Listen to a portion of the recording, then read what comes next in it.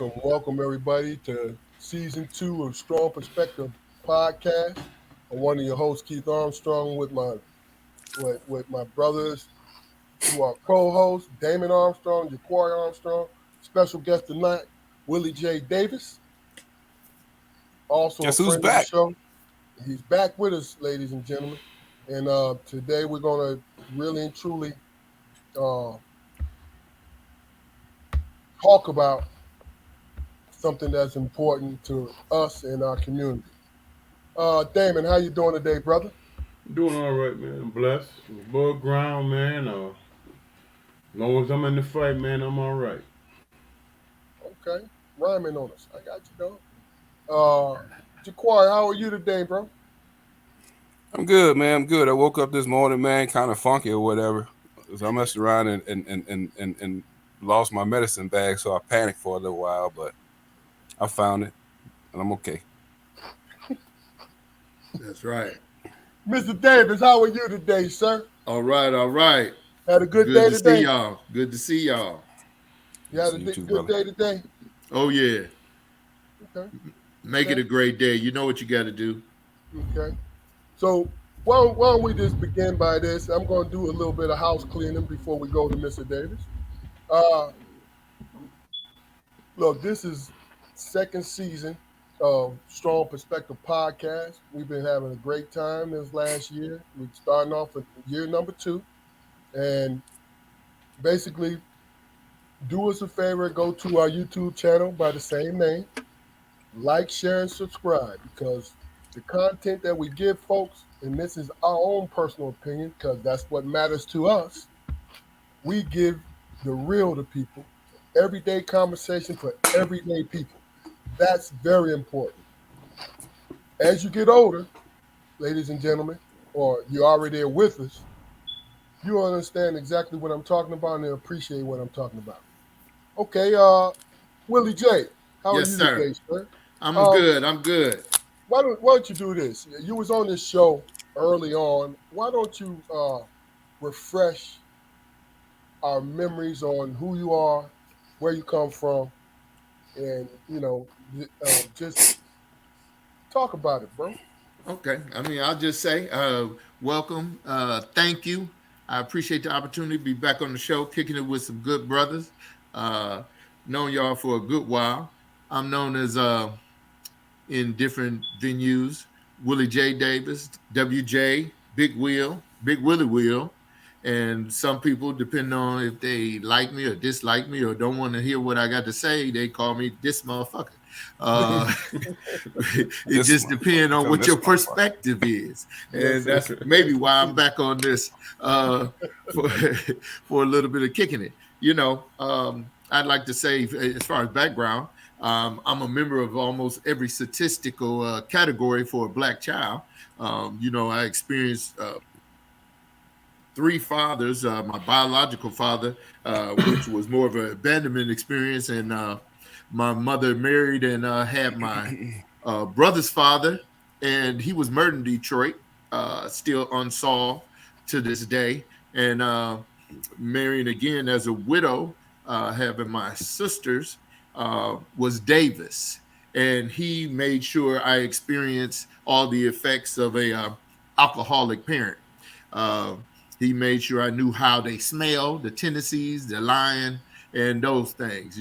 So I was able to learn a little bit of something from each one of those men in some capacity.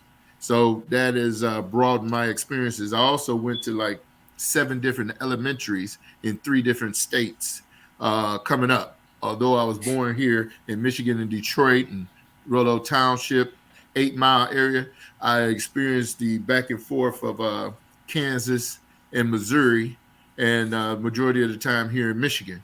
But that experience gave me a lot of experience in the educational uh, um, realm of who's doing what for youth and how some of those kids feel about who's working with them and who's handling the different crises they have. And sure enough, there was a variety of things that I went through as a child and the family went through and experiences, and from racial perspective to just ups and downs. burnout, homelessness, in the term or definition of homelessness, where you burnt out and you're looking for another place. Uh, so with that all, I have been blessed to be able to somehow, not through the showing worthiness through high school that I was worthy of going to college, but through the experience of just wanting to play ball, thinking I'm going to play football. I was trying to figure out how I can get to college with a low grade point, had not knew the seriousness or been able to take advantage of anyone's guidance through high school, but I landed at Western Michigan University, blessed by the MLK program, a summer program giving opportunities to uh, young people coming out of high school, needing a little extra push and a little bit more acclimation to what to expect in college. And that turned out to be a successful move. Getting my undergrad in recreation and psychology and a master's in educational leadership, and working in different fields of community-based, residential, the educational system, public, private, charter schools, and those things, and just making things happen within the community through recreation and other programs, YMCA, and those things. So that's in a nutshell. It's a big nutshell, but I do everything big. All right. You're a big nut. I got you, dog. Uh, Couldn't pass. Okay. all So right. we all the four of us spoke, and um, we talked about a lot yesterday. Yes, had a good time. Yeah, we really did. So here's why we're here today.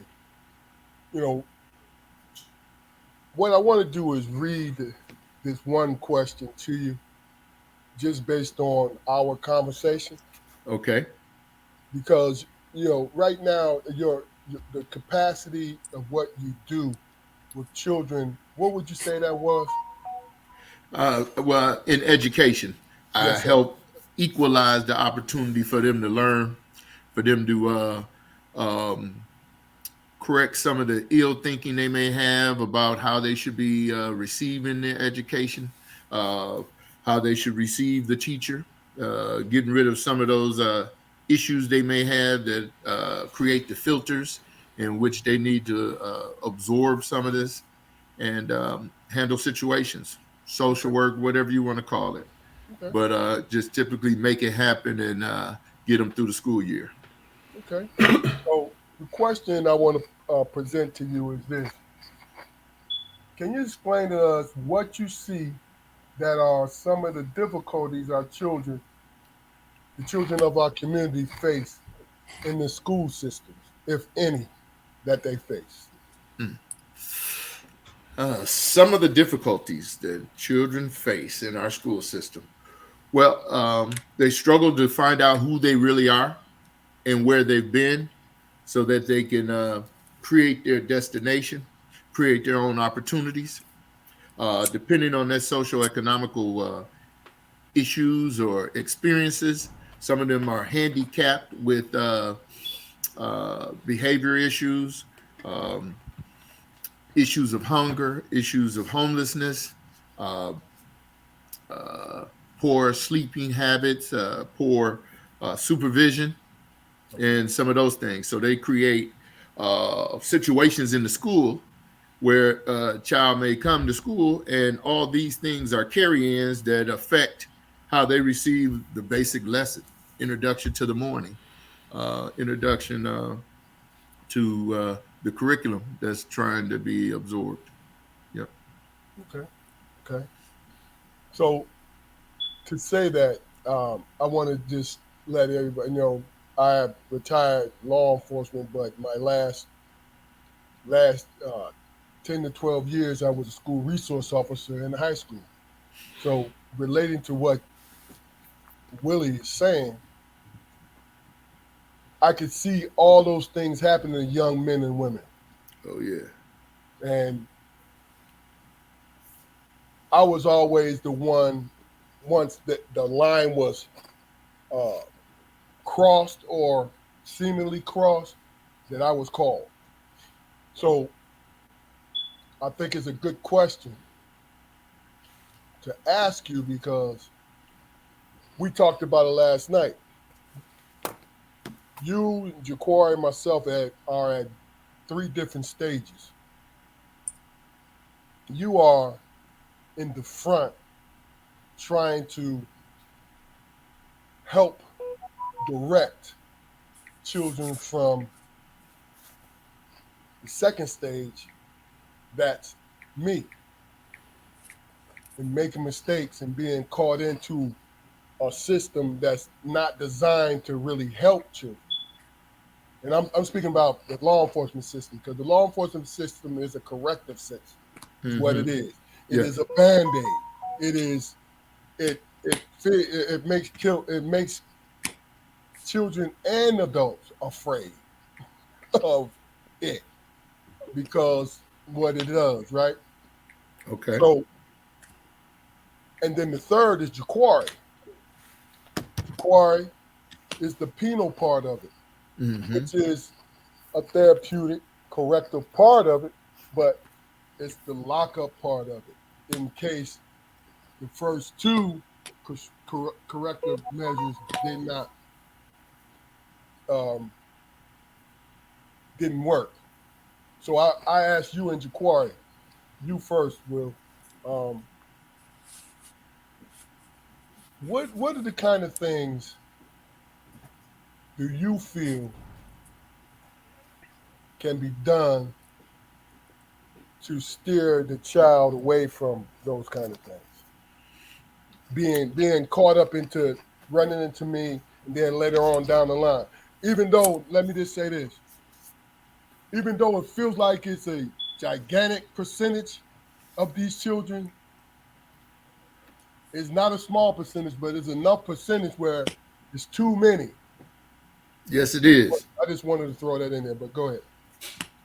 All right. To answer the question directly, I think it's us collectively providing hope and opportunity. Hope and opportunity can be very powerful, and for a lot of kids, it don't cost uh, the distributor of it nothing.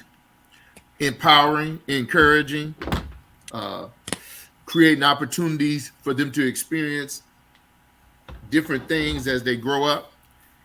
At the level I'm at, education, elementary, middle school, high school, it's abundance of experiences that make the child not ignorant to a lot of consequences, choices, decision making, and other things. In the course of that time, kids need to experience so much if we're collectively doing it that they make better decisions as they go out, branch out in their different directions. The more they can experience, the more they gain knowledge. Ignorance is a lack of knowledge. If you're ignorant to something, it ain't a bad thing long as you're able to educate yourself. I mean, through any conversation, we can become enlightened if we want to be. And we can challenge anything we hear by asking a question and making sure we take that question and figure out what it is we didn't know and what it is we just obtained from whoever presented whatever. And then you do checks and balances. Don't let someone lead you in a way to where you believe everything that's been said without doing your own checks and putting it in your perspective. Again, everything come back to perspective. That's how you look at things. And we can all look at one tree and depending on where we're standing, get a different perspective, whether it be as big as the other tree or we up on it and it looks huge as all get out, whatever the perspective is. Now, I go from the perspective that you just laid out. I'm with the elementary, middle school, high school, and then kids branch out. Some of them might meet you, law enforcement, in that realm between kindergarten to high school in some capacity. What's the experience they had? What's the perspective they have? It might be the kindergarten whose daddy just got taken away. It might be the child that was part of the raid when people came in. it starts to formulate opinions on how they feel about law enforcement. Was it a good experience? Or was it an experience where they feel like my daddy was railroaded, or my daddy was killed, my daddy was murdered, my daddy was beaten, my daddy didn't have an opportunity? Okay. So depending on the perspective, it guides a lot of things. So after any given piece, we need to be processing things. You know how many kids get suspended, and there's no processing as to why they were suspended. It tells a child that you're suspended just because we want you away from the school for 5 or 10 days. Now, when that child comes back, it's our duty, our obligation to process what it was. Was it just that, or were you trying to stop time, have them learn something at home with the parent as to the importance of school and why they should be in school, and help them retain? So, from one side, the school should be coming up with alternatives to suspension. The parents should be having the time to take time with the child as they're suspended. Don't let them be empty there on the game, playing all day. Some kids will be home 5 days by themselves. Some kids will be there 5 days with a pedophile. Some kids will be there 5 days with other kids that's supposed to be in school, or picking up bad habits, or sitting there with the parents, or whatever. The bottom line is we utilize everything we have to create hope and opportunity for our kids as they come up. We don't want them to be with Ja'Cory in lockup, because you would say that's too late. When they in the moment with you in law enforcement trying to figure out whether they did a crime, or they did this, or they need to just go on home, or you need they're a minor or they're an adult, or at the split of a second you got to determine whether they have a gun in their hand or a phone. At those times, you don't get to make that decision of giving them an opportunity. All right. Hope might be gone. Opportunity might be gone. Okay. So we do that now so they don't be in that situation, or they make decisions so they don't have to be. Okay. At any given time, you can change your direction. How many people have been going the wrong way through a community, or swearing up and down? They know how to get to this party or this building or whatever, and they keep going in the wrong direction rather than seeking help from GPS or a friend or anybody, or just stopping and look at landmarks. How many people go in the wrong direction rather than checking, seeing, confirming, and going the other way? That's the same as with somebody doing something right now that's criminal. They can stop at any time and go the next direction. Somebody on the run right now, but they're going to put their life in jeopardy, their family's life in jeopardy, with somebody trying to get them. You know what I'm saying? I ain't trying to say anything, but at any given time, you could change your direction. At any given time, you could do the right thing. How many fathers ain't seen their child, ain't doing nothing, ain't doing jack? You could start today. The kid ain't gonna believe you. They believe you're gonna be gone in 2 months. They'll be gone, and then they'll believe you'll be gone in a year. Then they think, oh, he'll be gone in 2 years. But after a while, your consistency will maintain and overcome your absence before. So you can start at any time doing better.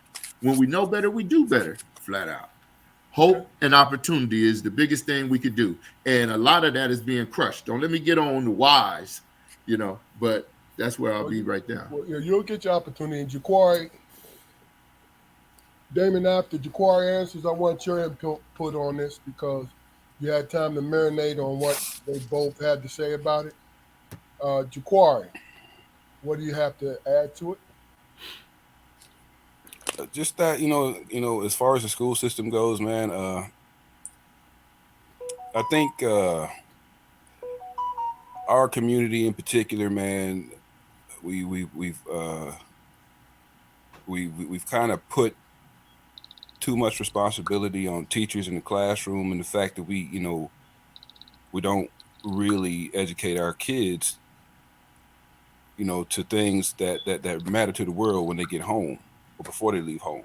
I mean, I understand, and I'm not stepping on anything, as far as teacher responsibility goes. It's huge, man. It's absolutely huge, and we should definitely have a better vetting system, for teachers, because just outside of the nobility of being a teacher or whatever, man, the impact you have through the relationship with kids. Your relationship with kids is immense, man, and it's just so many different aspects that you guide a child in from that point of view.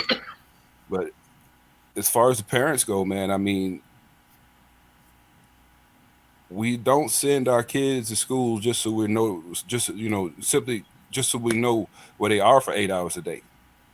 We need to do tons of follow up when they get home, man. I used to talk to my daughter about, what'd you learn today? Something as simple as that, you know.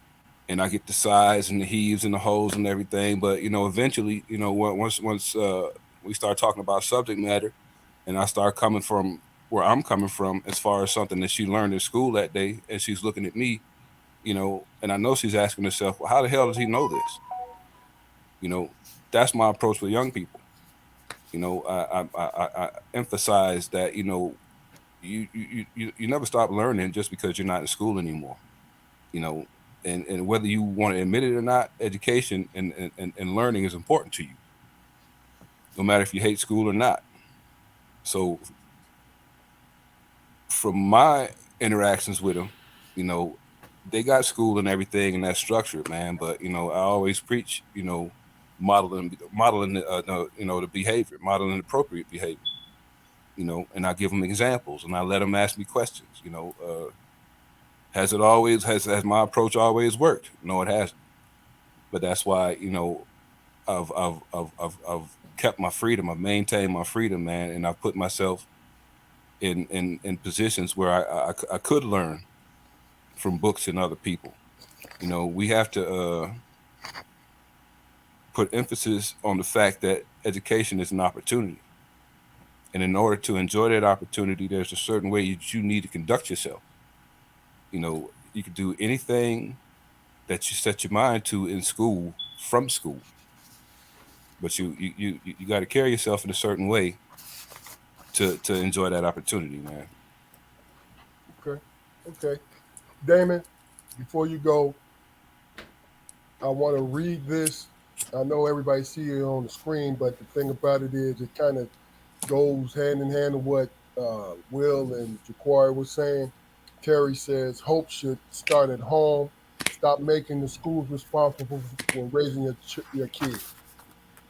Now I'm going to you, Damon. What would you feel would be a big difference in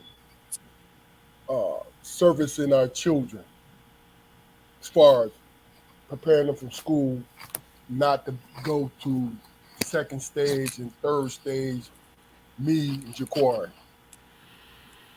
I think it's trying to figure out with the individual child, man, where they feel they fit in at, man. You know what I'm saying? Because you dealing with a lot of stuff like Will spoke about the home environment. Coming from a home environment, the kid might be dealing with a lot of things, man, that might be detrimental to their health and their focus and understanding. You know what I'm saying? When you hungry and you go to school, you're not thinking about learning. So the only thing you thinking about is lunchtime, because that, you know what I'm saying, that's your motivation for going there. To be honest, you know what I'm saying. So I think it's important, man.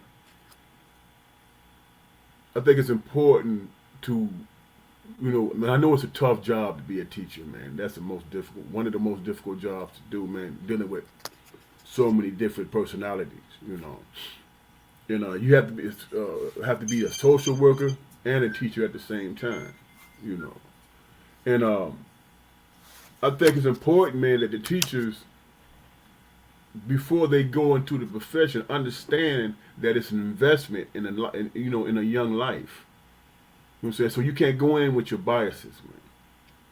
You know what I'm saying? You got to go in with the understanding that, you know what, I'm dealing with this individual kid based on where they're coming from. And if you're not willing to take on that, if you're not willing to take on that challenge, and at the same time teach them, then it's going to be kids falling to the wayside, man. They're going to fall to the wayside because, you know, different things happen in their life where they're not able to focus. Sitting in the chair. You know what I'm saying? I mean, think about that, man. You got kids. If you were to walk into a classroom and just watch. You see kids walking around, moving around, not being able to sit in the chair for a long period of time. You know what I'm saying? So I think that requires imagination. Okay, how do you get this kid's attention based on your experience with them? You know what I'm saying? I think it's a difficult balance, but it can be achieved. You know, how do you get somebody to be interested in something? Understand what their interests are. You know what I'm saying? Or have some idea. If you don't know, be creative in getting that attention. If you got an athlete, be it high school, all world, pro, what college, whatever, and they walk in that room and that kid recognizes it, they immediately getting that kid's attention, man. They're immediately getting that kid's attention because it's like, oh wow, that's somebody that I admire. You know what I'm saying? That's somebody I look up to. You know. So for me, it's about, and I'm just speaking from personal experience, man.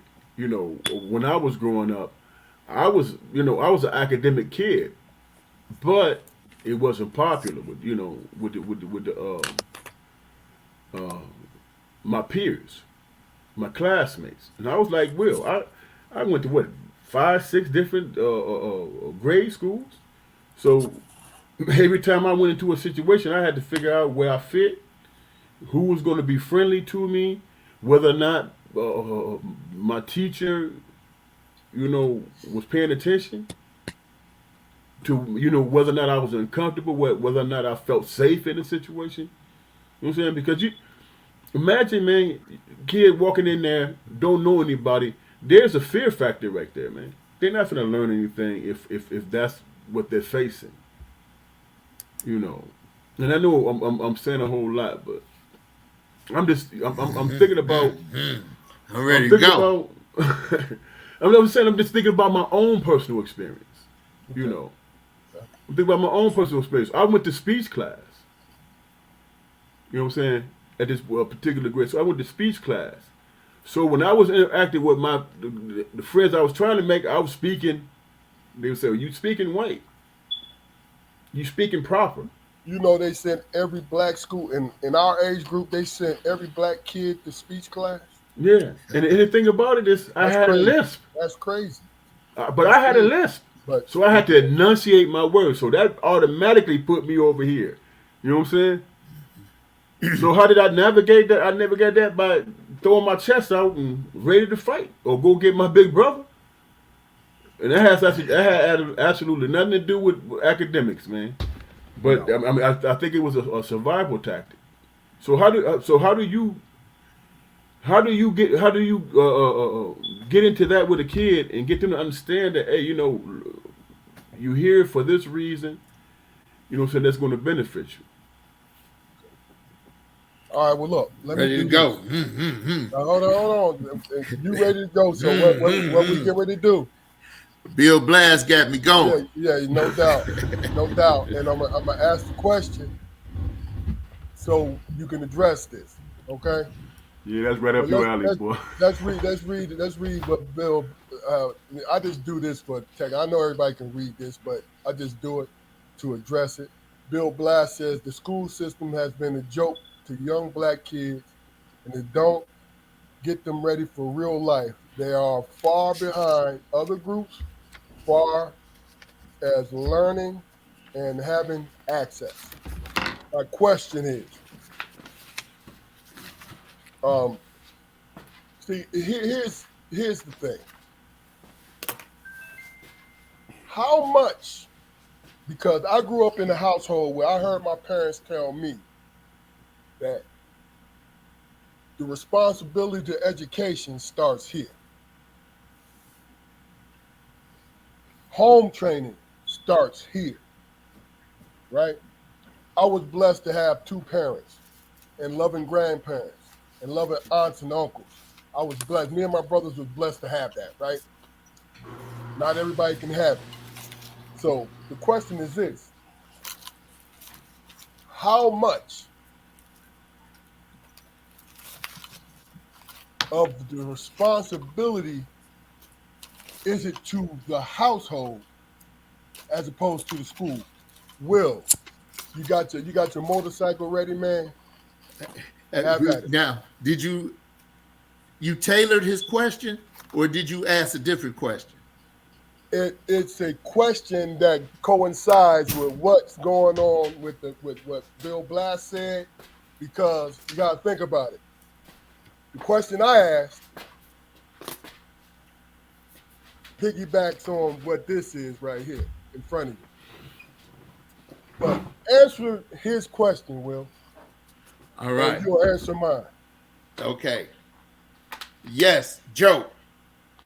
Yes, not functional for us. Yes, leaving us out. Yes, leaving us behind. Yes, not addressing our issues, constantly identifying us as a lower level citizen in the community, that we should be looked at or be overlooked. When I spoke about hope and opportunity, it leaves us hopeless as we get older, as we graduate and move on, as we know better later. When you think about hopelessness or not having hope, that's like not having a plan, okay? Not being adequately equipped, going into a place trying to fix something and not having the right tools. You see, these things are things we need in order to continue. You see, the system as it exists now is systematically rigged, systematically unjust. It leaves out a lot of opportunity.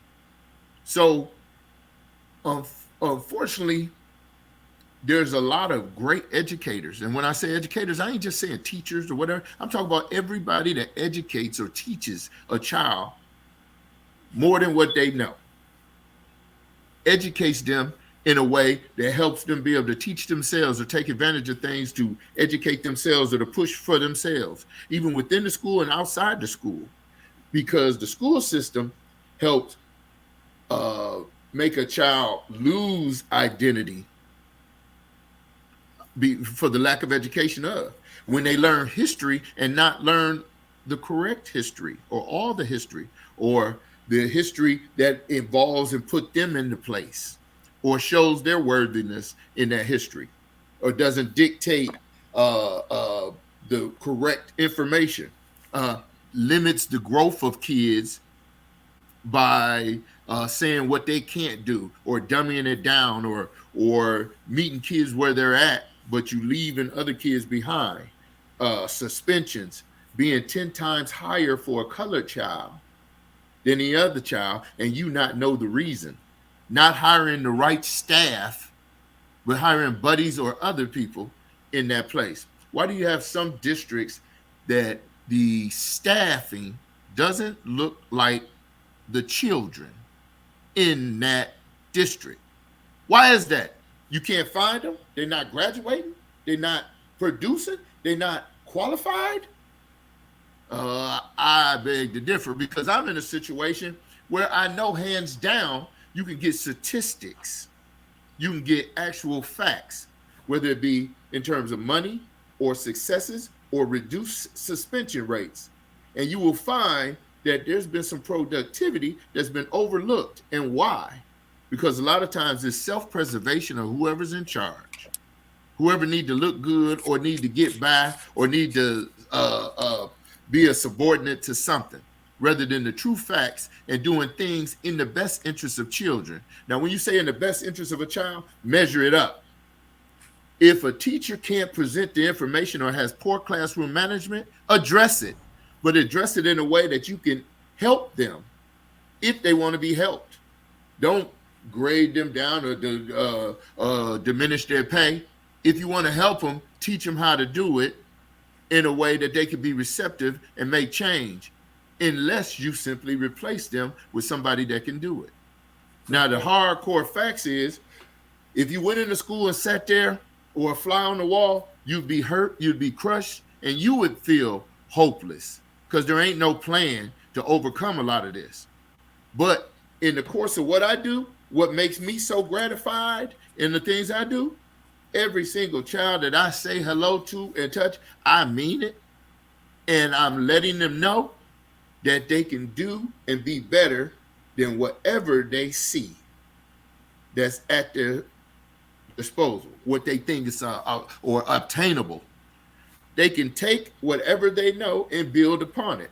The kid that slow reading, I say, look, let's just review this and review this and review this until you get better at it. And when you plant that seed and see that they can get better at this individual things, that empowers or lets them understand that they can do better. Because a lot of them don't think they can. And from then on, it's all the digression in the book. Now, see, we have a problem when it's more obtainable to be like that person in the community that's doing their thing. And we done all did our thing at some point, okay? But when they feel as though it's easier to do it this way than to do it this way that their parents are trying to present to them, they're going to be in trouble. We talked about last time when I was on the show, we talked about the community and the crisis in the home. The crisis in the home, when the kid come out the house, each house represents different facets of life in which they could go into, whether it be the gang, whether it be the pedophile's house, whether it be the preacher's house, the recreation director, the football coach, the older woman, the older man, whatever. You have opportunity because the child is in a vulnerable position. They're in crisis. So when they leave out that house, it's a smorgasbord. How, before they make it to the corner, will they ever survive? So we got to have more advertising in the community about opportunities to go certain places when you need to rebuild yourself, to empower yourself, because somebody ain't encouraging. Last night, I know Damon was talking about encouragement, and that is on point. You know, and a lot of people need that pickup when you can't pick up yourself. And my mama used to say, when I called home from college, wondering when I was going to graduate, the first thing she said when I called, I had that slow music playing. I think it was Al Green. If I gave you my love, tell you what I'm gonna do. Hey, she said, first turn that sad ass music off and talk to me. And boom, before you know it, I turned the sad ass music off. I was able to communicate. Ma, I'm gonna graduate. I'm gonna make this happen. I just a little slow right now. Just things going on. I'm a little distracted, and I think the grass is greener over here. So I go over there and I find out it's just like this across the street. You know. So with that being said, we got to turn off the sad ass music and start doing things for ourselves, like you alluded to last night, Keith. With what's wrong with a facility that we all come up with the curriculum to teach our kids better, or to add to whatever, or to do corrective teaching, or to do corrective measures that correct the ill thinking that we have in the community or individuals have. I mean, we can make stuff happen that way.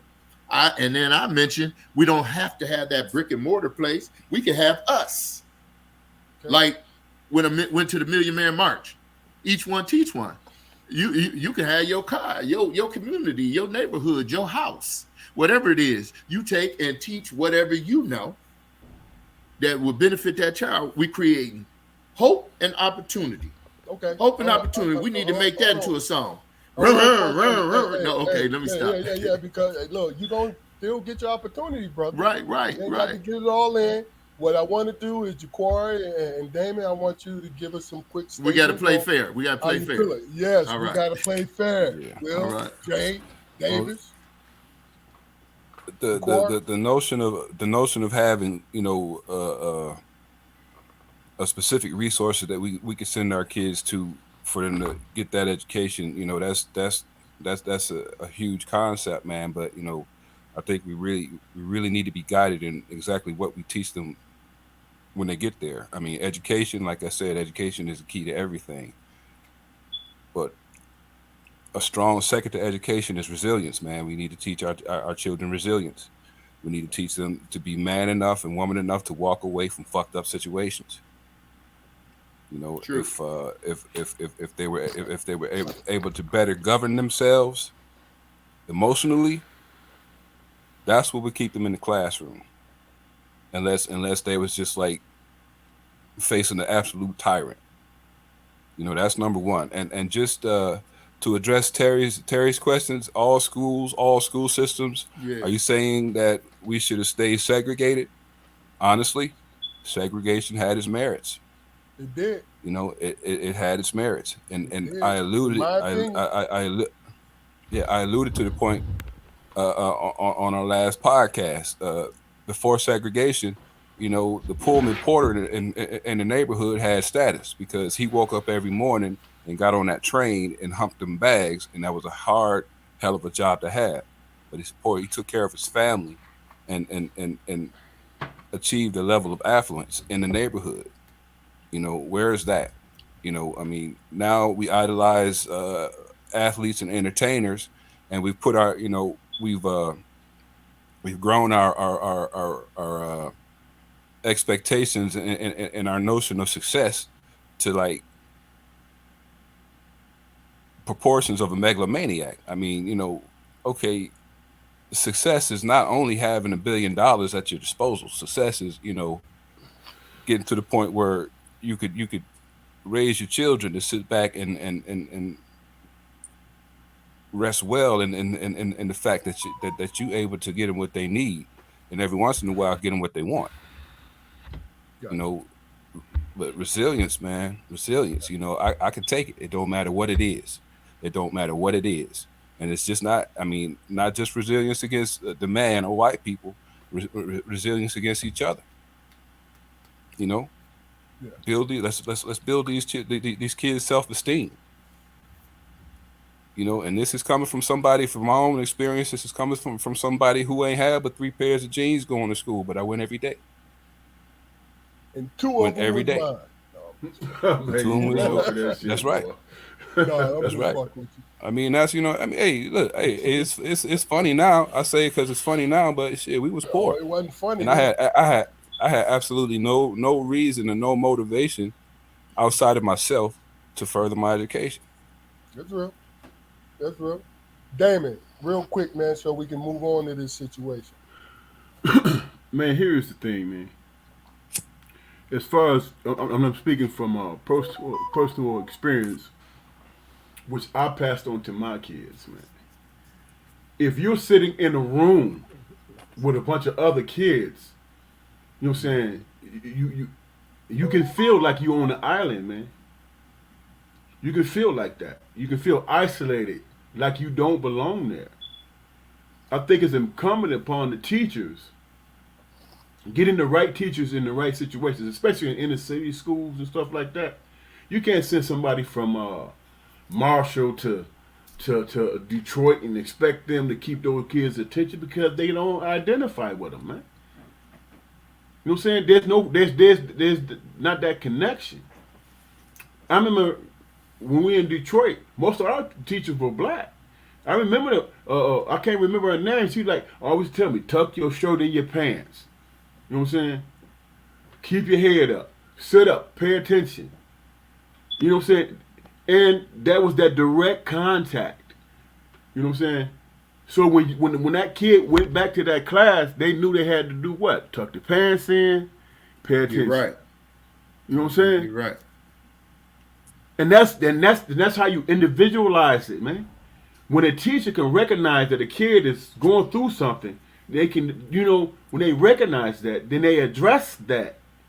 And when they address it, that lets that kids know they got two choices. They're gonna rail against it, or they're gonna realize that this teacher gives a damn. You know what I'm saying? Hey, did you eat something? Something as simple as when a kid walk in, hey, did you eat something today? Because I noticed when you come to my class, you're the first one to the in line for the lunchroom. You know what I'm saying? It's noticing those little nuances, man, about a kid. And yes, that's a hard task, man. But that's what you go into the profession to do, right? Isn't it? To educate? You know what I'm saying? If you don't personalize it, man, if you don't personalize it, how are you going to get that individual child to understand that they matter? That they belong there? You know what I'm saying? And yes, you're going against peer pressure and you're going against all those things. And that's where the family comes in. Hey, man, your kid don't pay attention and his buddy always trying to get him to do dumb stuff. How you gonna address that? So you're sharing the responsibility, man. You know what I'm saying? So you got the parents, be a single parent. Let's just get rid of that notion that a single mother can't raise a child. That's just bullshit. You understand what I'm saying? Because they more focused. They're the ones that come up to the school and raise hell. You know what I'm saying? So for me, it's all about getting a kid, man, just asking the kid if they had something to eat this morning. You know what I'm saying? I watched some teachers, man, when I was working in the schools, Albert schools, I watched some teachers, man, say, hey, did you have something to eat? Come on, baby. They take it to the closet where they got snacks in there where they spent with their own money. They bought with their own money. Sit down and eat. You know what I'm saying? Go ahead and finish it, then they come down here and sit down at your desk. And then when they come back and sit down, they ask them the question. If the kid don't know the answer to the question, then they know that they didn't do the homework. So, hey, all right, I'm gonna focus on this kid, make sure they understanding the curriculum. You know, and then the kids that out who is on point, they lead in the class. Hey, I want you to do this while I take care of this kid over here. You know what I'm saying? So there's a community involvement there. You know, between parents, teachers, and the kids who are advanced and who do understand. Hey, you know what? Be a leader in your community. Be a leader in this classroom. Teach the class. You know what I'm saying? And then monitor and make sure you stay on top of the bullying aspect of it, man. You know what I'm saying? Be compassionate when you helping your fellow classmate. You know, and that kind of thing. And that's just my, my look at it from my own personal standpoint, and what I passed on to my kids. Okay. I totally agree with that, Dana. We're going to address Brother Kwame Scott's statement here after I say this. And Terry's with the separate too, possible. Yeah, that was Corey was able to comment, but both of those are good comments. Yeah. Okay. Well, here's what I want to say before we really quick. Everything that's said in the comments and what our speakers have said today, nothing opposed each other. Mm-hmm. Each thing was in different sections of the program. Congruence. Different sections, dude. First of all, I know you educated. Don't be offended because I hit you, brother. That's bullying. That's bullying. Don't mess up my flow. Look. Hey, he did this. Congress. He shook his head like, Congress. What the fuck is that? I teach my boys to be flippant about their education. Be arrogant about it. But let me just say this. I want to make sure everybody understands that it's in congruence of everything. Everything is flowing. It's just different sections at different moments of the progress of trying to find the answer. I just wanted to point that out. You know what I mean? Now, Will, if you want to address Terry, that was 10 minutes ago, but you are allowed to because you are a guest. Okay, I want to address Scott too. I got other people out there too. I get that, but you want to address Scott. Yeah, well, I mean, with the Scott, I think it's open for conversation. I think it should be an active conversation. We're gonna get to that, but you said Terry. I just want to be well with Terry. In short, that needs to be one of those opportunities because we know competition can be a good thing. Just like you said, all our perspectives churn up and collaboratively make things congruent, bring it together. Let's get the best piece out of it. Let's have powerful venues that lead to Kwame Scott's Rites of Passage program, the programs that are about us, teach our kids who we are so they can grow and figure out who we are. You know, one powerful thing to be understood is something when I in some of my lost years, you know, I created little poems about different things, and one was, in the beginning there was only hope of, in the end there will never be any man as great as I. My soul, once one of the mightiest of kings, is now divided by the seas. All that remains is 1/3 of a man trying hard to accept what few will ever understand.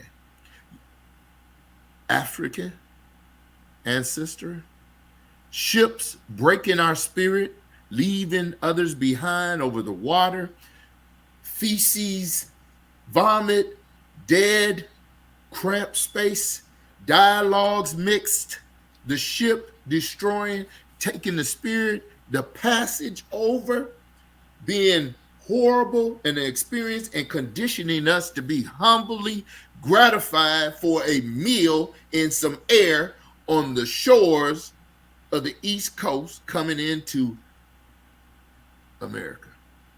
And now we stand as a third of that, trying to figure out what the hell happened. 1/3 of a man trying to figure out what few will ever understand. That's it. You see what I'm saying? That's some deep stuff. Okay? Almighty land, why must we leave? That's must be what they was really saying. You know, as they said, the bowels of the ship created amazing grace. The bowels of the ship, when we came up for air and you see nothing but water around you, what do you think you were really saying as you leaving the motherland? Almighty land, why must I leave? This water never ends. I once would run, but now I'm bound. Once free, can you help me? That should be the lyrics. Okay? Now I leave that. Soak on that. Just take a little time. Okay. Well, I have this question. Right. I have this question for you guys. I gotta give you that, man. I like that. No. I'm trying to play it off. I'm gonna wait till we get off to let you know. But Okay. I'm gonna give you 2 thumbs up on that, brother. I kind of wanted to respond to that, but you know what? Go ahead, moderator. Yeah, I mean, don't we can't. You can't follow it. Don't follow it. No. We ain't gonna mess with it right now, dog. So what we're gonna do is when we come to you, I'll come to you last on this question, Damon, and then answer the question first, and then you can chime in on what you wanted to say. Okay. So here's the question. We're gonna have, and this is my optimistic spiritual view of this. We're going to have a younger audience view this in the future. As the age group that we're in right now, I want you to give us a short description of your experience from staff, interaction with the kids in school when you was growing up. Okay? Y'all dig what I'm saying? Mm-hmm. I'll start with me. I was raised to be the very best that I could be. Whether I fell short, was give everything that I had when it came to education. My father was always a teacher to us. He always taught us about life, about who we are, and what kind of people we can be, what was awaiting us in our future, right? So my experience in elementary, middle school, and high school was being just as smart as everyone there and proving it, but still looked at as a large black man. The stereotype, a double negative in their eyes. A black man, a dark-skinned black man, imposing, threatening. But hell, I'll pat myself on the back. I am ultra intelligent, right? But I was taught that I would make a great construction worker. I would make a great carpenter. Well, what about college? Oh, I don't think, I heard this person, I don't think you'd be ready and prepared for it. So I say this to say that was my experience. And the only reason why I made it through is because before I stepped foot into a school, my education was well on its way. Jaquari? Well, I was my experience, man. I was a fringe kid, and what I mean by that is I wasn't a thug, so I didn't get any attention from that, and I wasn't smart or rich. But the thing that I was, and I believe the thing that helped me get through was the fact that I was present. Didn't matter what the situation was, didn't matter how I was feeling. I knew and understood I needed to be in this specific area in order to get some things that was going to help to push me forward. Being present, man, being as alert as I possibly could, and understanding that what I'm sitting here for has purpose outside of the things that are important to me today. You know, just encouraging kids to be present, man, and and acting in that moment, specifically doing what they're doing here. If you can spend hours, uh, out of your day texting emojis to each other, you can spend uh, uh, you know 2 hours listening to history, being taught about history. And no matter how useless you believe it to be today, it's only going to add to who you are, as a person in the future. I mean, personal development, man, is also one of the things that we need to emphasize when we're teaching our children. Filling up that toolbox, man. You know, we talked about Booker T. Washington yesterday. Do I agree with all his politics? Mm, I have questions, but the fact that he understood that if you fill your bag full of skills and make yourself indispensable on all fronts, it doesn't matter if this man tells you that you okay, well, you come from this place, or you're not that educated. If he needs you to do something and you have the skills to do it, he will pay you, and you will gain your independence through those resources if you handle them right. Now, to convey that message,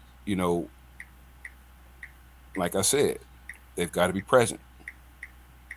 So therefore, I mean, we got to figure out a way to educate them in all aspects. I mean, how would you feel about your sons Keith having to sit through an elocution class? How would you feel about that? I didn't like it when I had to do it. You didn't like it when you had to do it, but do you But still remember it? it's a useful tool, though. It is It's a what it is. useful tool. Yes, yes, sir. Yeah. In order to be in a place where I'm getting filled with education, in order to be around people who could possibly mentor me to the next stage of my life, there's a certain way I need to conduct myself. Without You know, changing It's- yourself. without changing my yeah, exactly. Like my brother Damon just said, when I go and present myself to a person who I'm seeking something for, I'm gonna tuck my shirt in. I'm gonna shake his hand. I'm gonna look him in the eyes. I'm gonna be sincere with my statements and my thoughts, and understand that this man has something to give me. I'm gonna humble myself, and I'm going to accept it. Once I accept it, I understand the fact that I have this knowledge, and I could either accept the knowledge full on, or I could expand my knowledge and go and research it. Especially in today's times, when everything is every answer will come to you as quickly as you can Google it. You know, and that's it. Willie J, Yes. Do I get a on you, brother. and I want to recap, The fresh me up on the description of your elementary, junior high, high school experience from the educational system. from that. And I spoke about that with my various elementaries, and it was very different because uh, there was either we were the only black family, like in Kansas, in the school. I believe in Leavenworth, there was a mix, and the experience was diverse, but yet slow, bias. In uh, Kansas City, Missouri, it was a different experience. It was we were one of maybe three black families in the school. So whenever I ran fast, I was like OJ Simpson. If I boxed well or had a little scuffle, I was Muhammad Ali. You know, it wasn't much competition, so they didn't know I wasn't the fastest, and and they didn't know I couldn't box the best. But the color of my skin made me the best person for those particular titles. No doubt. Uh, Moving on back to the Detroit area, and my experience was that I realized there was a difference in the curriculum, difference in what I was being taught, and some of the expectations um, on how well I did. The experience was I didn't get a lot of talk about the continuum of college. I didn't get that talk unless we were talking about football or basketball. I didn't get the leadership that I wanted uh, to help me with the situations I was dealing with, from everything from parental attemption of suicide, um, violence, um, uh, the situations of being victims of robbery or your house being burnt up.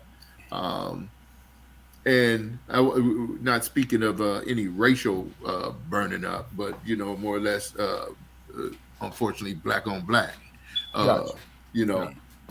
and the other experience that come with that displacement, abandonment, loss, grief. I told you my uh, brother's father, who was my father at the time, was murdered, and then the alcoholic father, and how you deal with those things.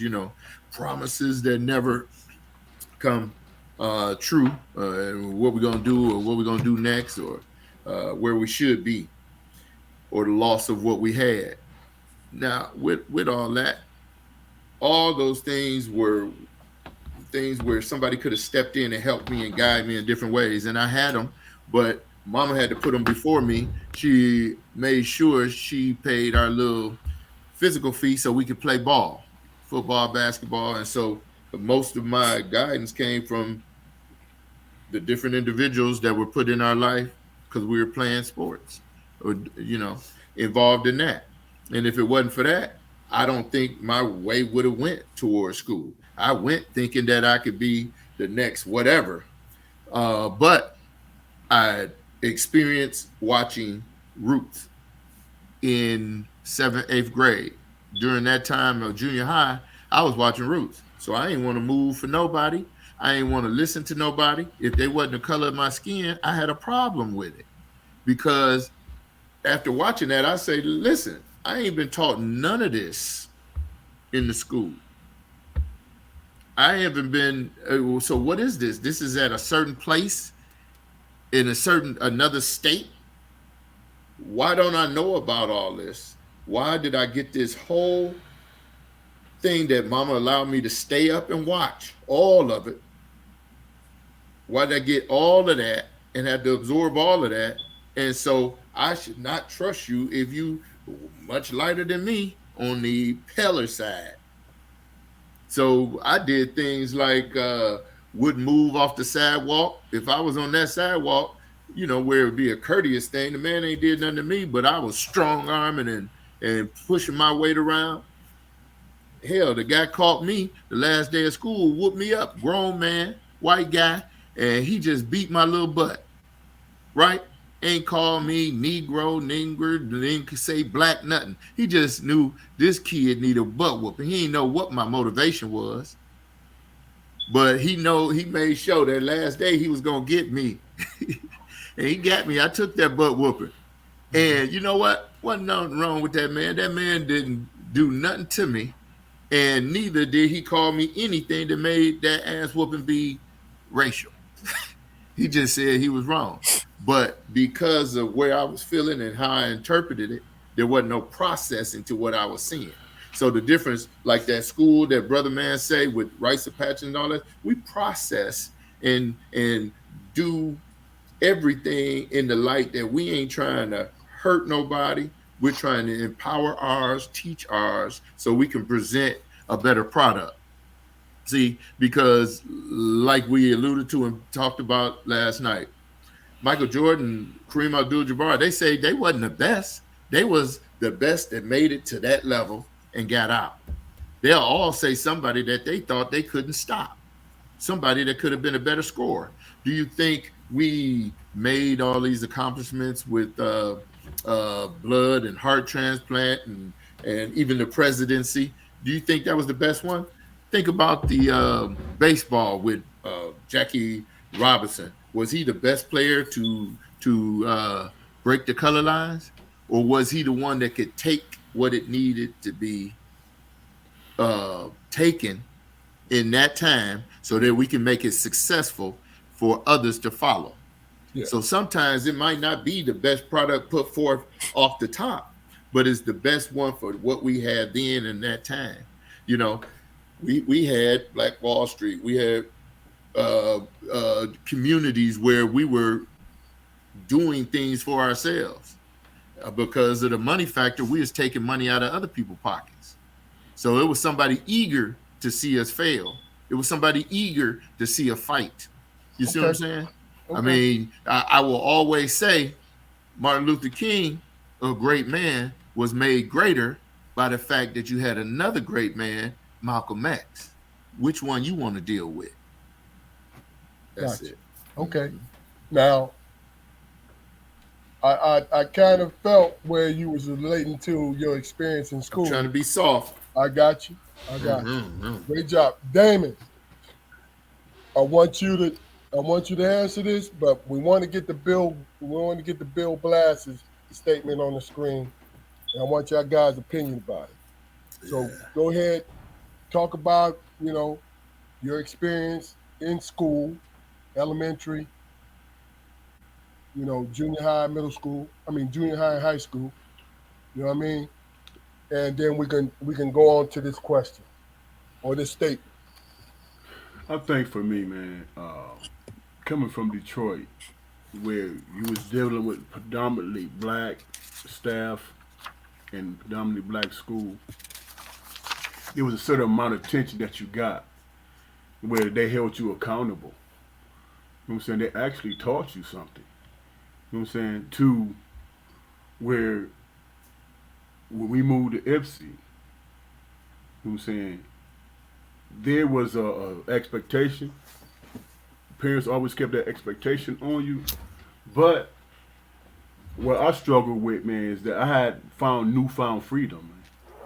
You know what I'm saying? In Detroit, you was relegated to 2 blocks. You know what I'm saying? And that's what it was. Outside of that block, you had to deal with. Keith, you know what we had to deal with. Yeah. You know what I'm saying? Just to get to school. Getting to Ipsy, there was this newfound freedom. I had access to more freedom. I was more independent. You know what I'm saying? So I spent a lot of time in the library, stuff like that. And fortunately, there was a woman there who was white who introduced me to a lot of stuff. Hawthorne, O'Brien, Shakespeare, all this stuff. You know what I'm saying? Stuff I learned before I even got to the classroom. What I struggled with is that I understood the curriculum, but because I've been passed through so many grade schools and stuff like that, I was invisible. Man. You know what I'm saying? What I mean by invisible, I was always the new kid who had to become acclimated to new friends and a new environment and stuff like that. So I was more focused on trying to fit in and try not to be the odd man out. I didn't really present myself in terms of what I knew, my education and all that stuff. I didn't present myself that way because my mind was focused on other things. Keith, you talked about your appearance and how people, you know what I'm saying, how people treated you based on your appearance and all that stuff.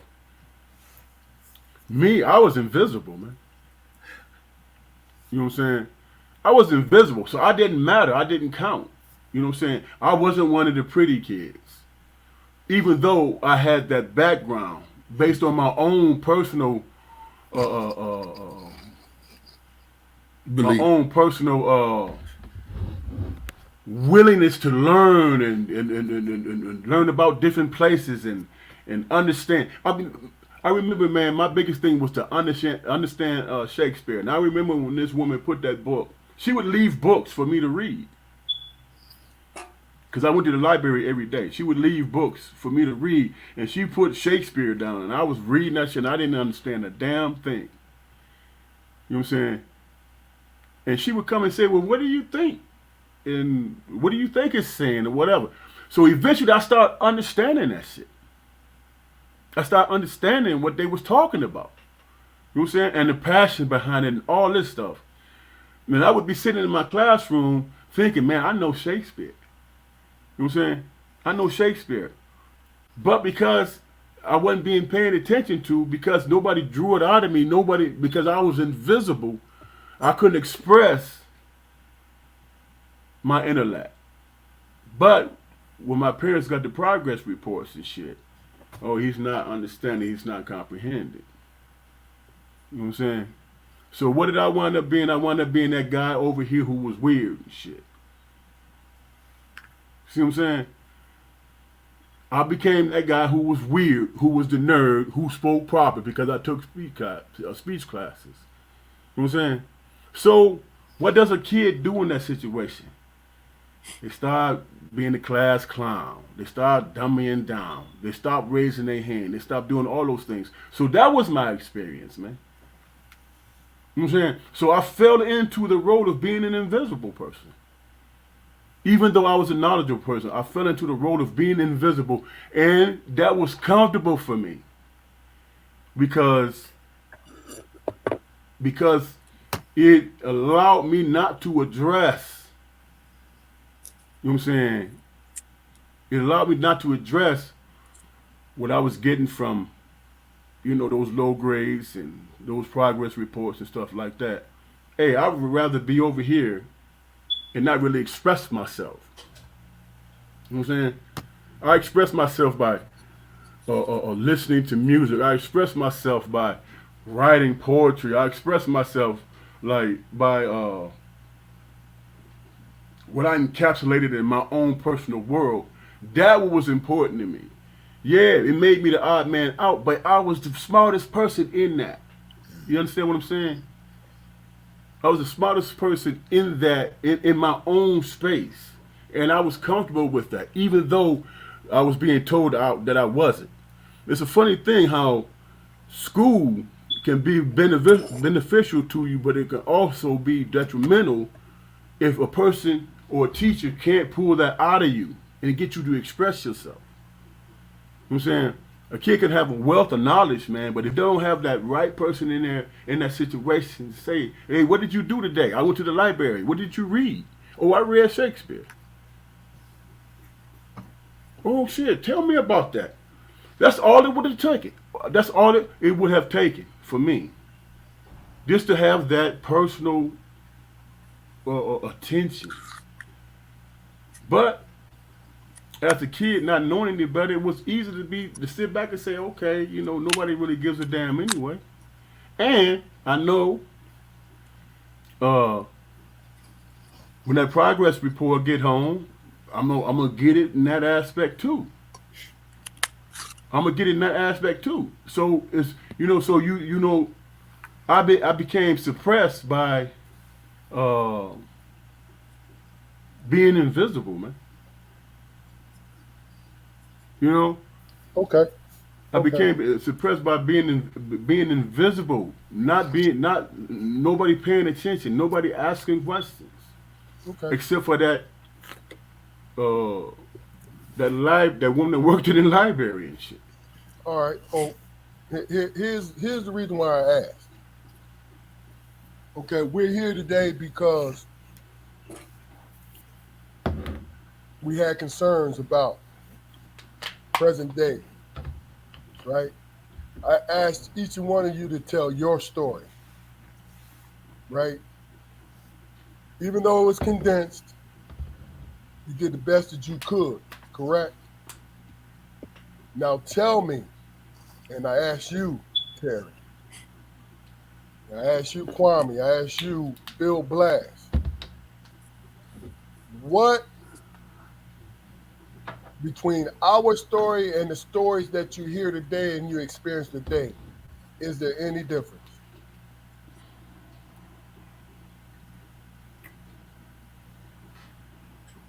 Is there any difference? The four of us,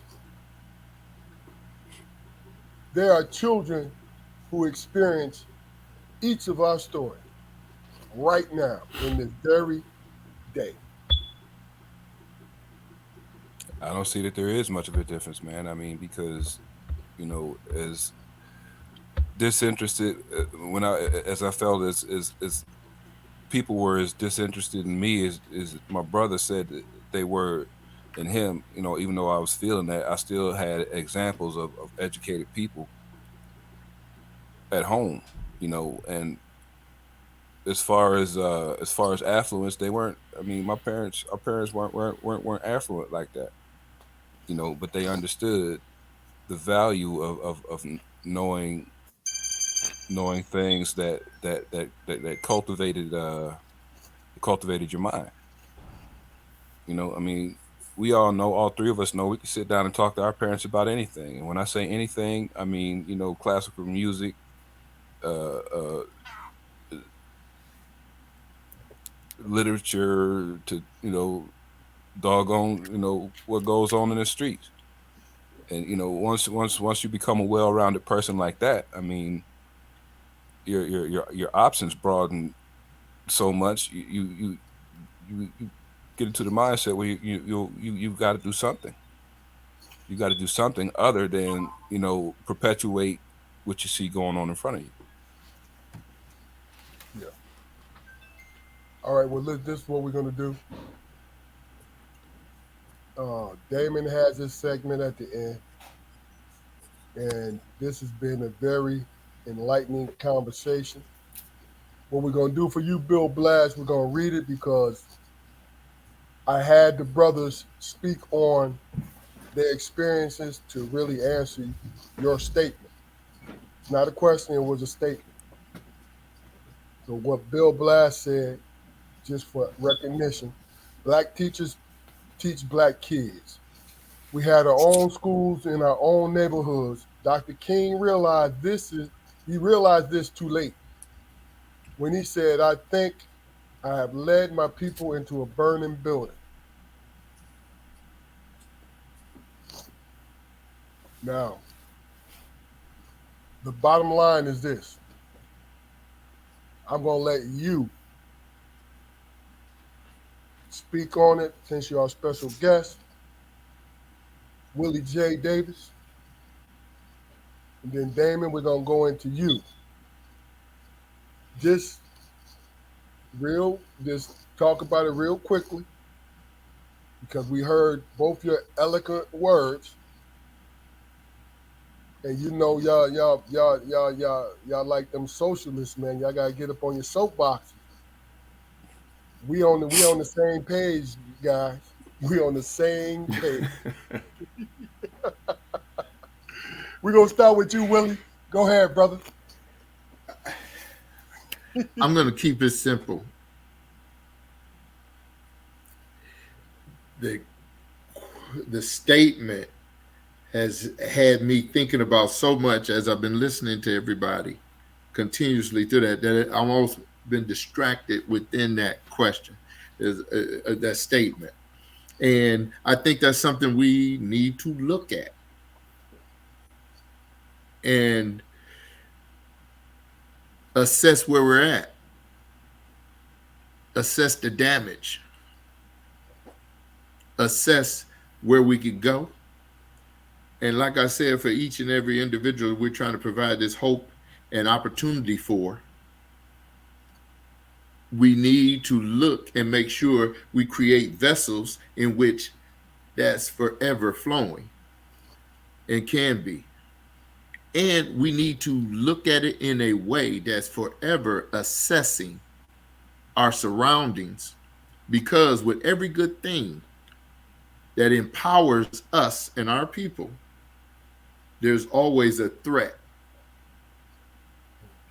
Because if we stay together,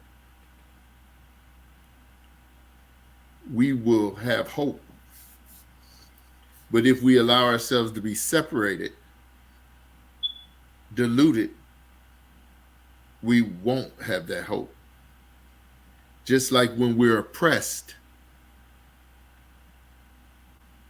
and all of a sudden we have a commonality, a common goal to work towards, we stay there and we get there.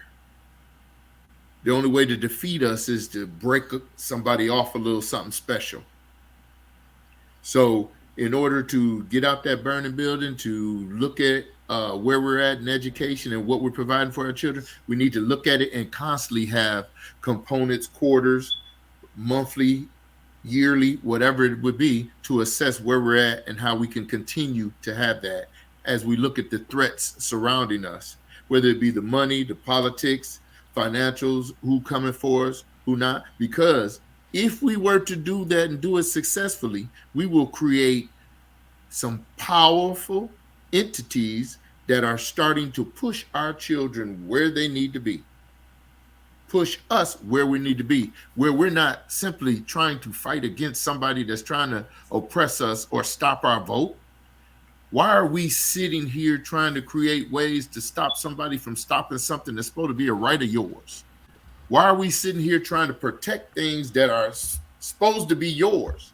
How many of you give up your right to vote because of your frustration? You're allowing them to win. So how many people had grandparents and ancestors with the burns of the neck from being hung? They was hung for nothing. Have you ever seen a dead man cry? They crying every time we not taking advantage of what's supposed to be ours through the blood, sweat, and tears that have already been paid. Your boy Baldwin said, we already purchased the crown. We just need to wear it. That's it. That's my short answer. Very eloquent. Yes, sir. Yes, sir. My brother, All right, my brother ain't messing around tonight. Take us on home, Damon. I'm gonna keep it simple, man. Based on my own personal experiences, man. One thing that I've spoke to being invisible, man. The one thing I didn't want for my kids, man, is to experience that feeling. You know what I'm saying? So that required me to pay attention. You know what I'm saying? And paying attention is work when it comes to your children, man. It's work because you have to be able to, on one side, as in terms of being a parent, you want to talk about your pitfalls and try to convince them how to avoid your pitfalls. You know what I'm saying? So there's that element that there's that element where you're saying, "Hey, look, don't do this and don't do that." You know what I'm saying? Whereas what I came to understand about my own kids, man, is that they all different. They all grew up in the same house, but they different. I got two girls and one son, and all three of them, there's a common space where they meet, but they come to that space from their own perspectives, and it's different. You know what I'm saying? So as a parent, I had to understand when I'm sitting here and I'm talking to my son, I'm listening to what he's saying. You know, what his experience, I might come to understand that what he's experiencing is like, man, come on, man, you can overcome that. You know what I'm saying? And he looking at me like, dude, I ain't you. You know what I'm saying? I'm taking this shit personal. You know what I'm saying? Now, if you want to kick it with me, understand that I take it personal, and that's okay. All right, Sam. Dude, what do you feel is the answer to your dilemma, man? What you gonna do? You know what I'm saying?